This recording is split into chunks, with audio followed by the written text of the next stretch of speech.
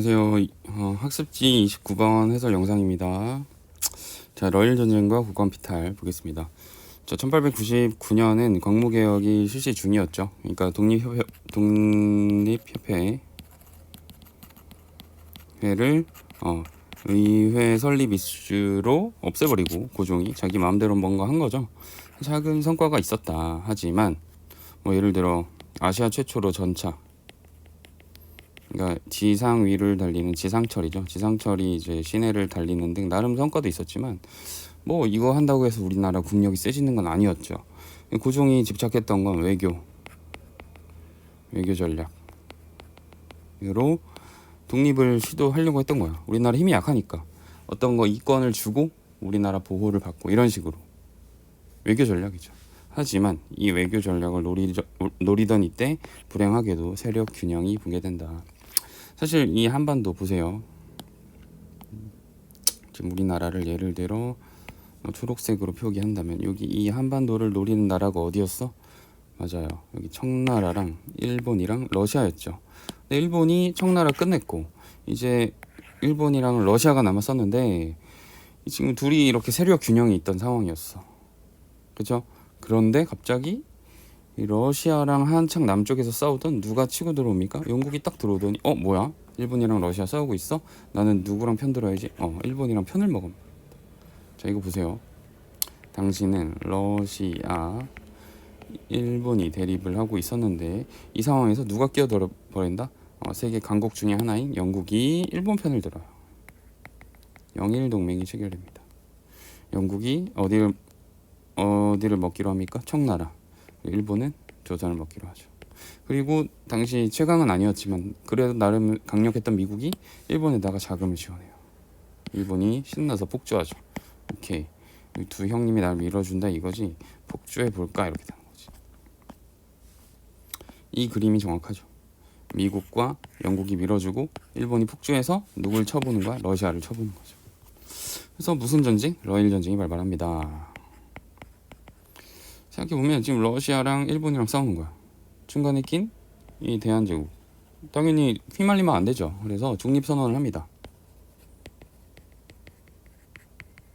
중립 현명하죠. 하지만 무시당해요.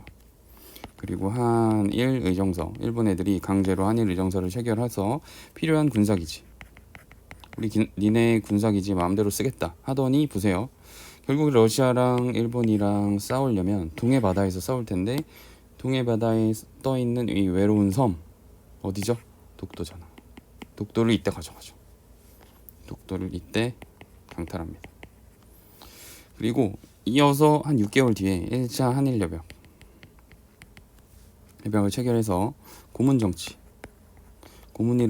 고문이라는 게 물어보는 사람이죠. 그러니까 궁금한 게 있으면 물어보는 사람을 임명했는데 재정 고문으로는 메가타, 일본 사람, 메가타 다네다로라는 일본인을 임명했고 외교 고문으로는 더럼 스티븐스라는 미국 사람을 임명했는데 얘가 친일파였어. 그러니까 일본의 입맛대로 외교와 재정을 마음대로 하려고 했던 거죠. 메가타 같은 경우는 일본의 차관을 도입한다. 돈을 빌린다. 일본 돈을 빌리자 라고 주장하면서 대한제국을 일본의 이 경제적으로 예속시키려는 그러한 수작을 부리기도 했죠. 자, 그러다가 1905년이 됩니다. 누가 패전 분위기가 나타납니까? 맞아요. 러시아가 지기 시작해요. 놀랍게도. 왜냐하면 내부적으로 정치적 문제가 발생했거든. 우리 2학년 때 세계사 때 배운 피해 일요일 사건. 빵을 달라고 30만 명이 시위하는데 여기다가 러시아 이 근위대들이 총을 쏴버렸죠. 내전이 벌어진 거고. 그다음에 보세요. 러시아 내부에서 피해 일요일 사건이 터지니까 급해진 거야. 그래서 러시아 본진에 머물러 있던 정예 함대를 출발시켜요. 이게 발틱 함대거든. 여기가 이쪽 바다가 발틱해잖아. 발틱해. 북해의 오른쪽에 있는 이쪽 바다가 발틱해란 말이에요. 여기를 지키는 정예 함대가 발틱 함대야.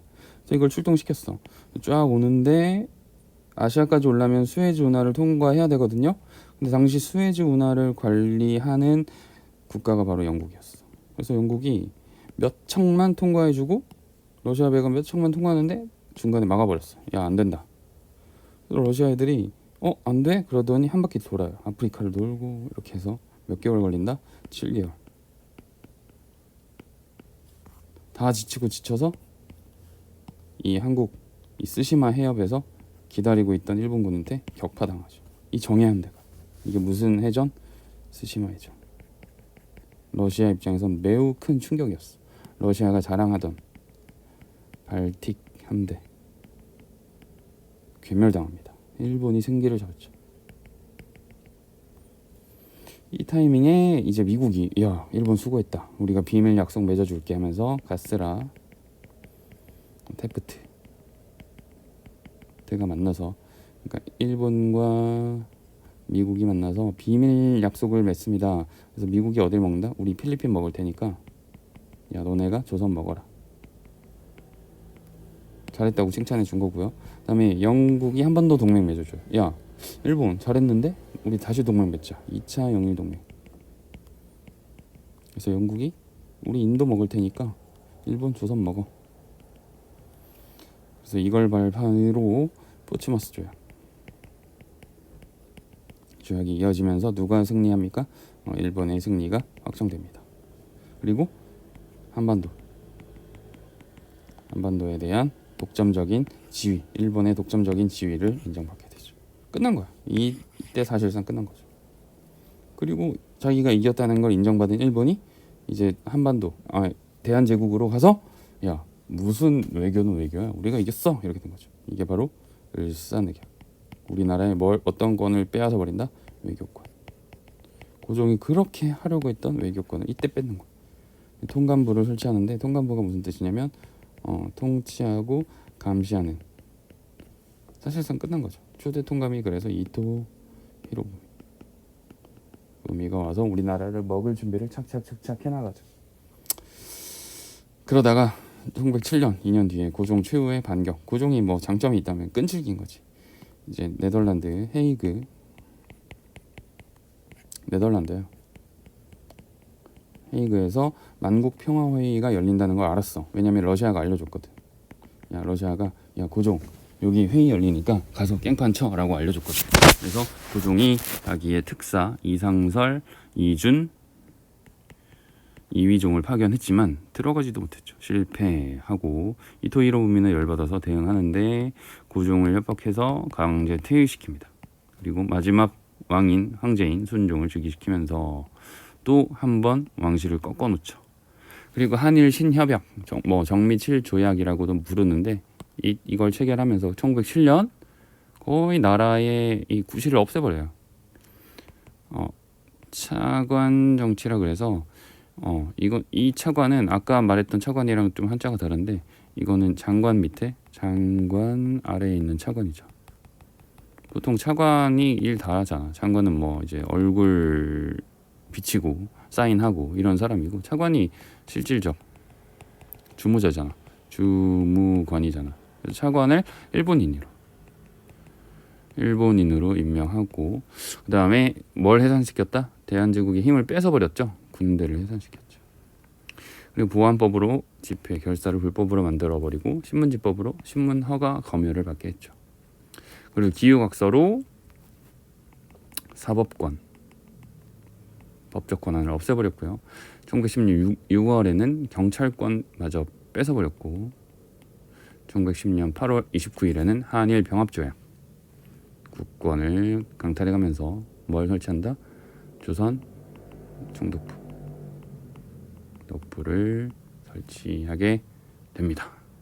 이게 우리나라의 국권 피탈 과정. 이렇게 간다. 아시겠죠?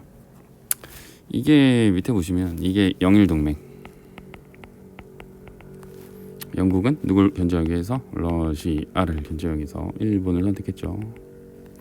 그 다음에 무슨 사건? 피의 1일. 러시아의 국내 사정이 어려워졌다. 그 다음에 이게 무슨 함대? 발틱 함대. 수에즈. 그 그다음에 무슨 조약? 포츠머스 조약. 그다음에 시어도어 루즈벨트. 이 삐져 있는 애들이 일본 애들. 여기 지금 약간 떨떠름한 애들이 일본 애들, 여기 삐져 있는 애들이 러시아 애들이죠. 중간에 껴 있는 게 미국이지. 미국이 중재를 했다고 합니다. 얘네들이 을사오적. 고종이 끝까지 도장을 안 찍으려고 했는데 이 사람들이 대신 사인해버리죠. 을사오적. 비열한 사람들. 그다음에 이게 만국평화회의고요. 이게 가스라다로와 윌리엄 태프트. 미국이 조선 버린 거야. 조선을 일본에게 넘기는 비밀 약속. 나중에 이 사람 대통령 되거든요. 사실 버린 거죠. 미국 정부가 버린 거다 이렇게 보시면 됩니다. 자, 여기까지 하겠습니다.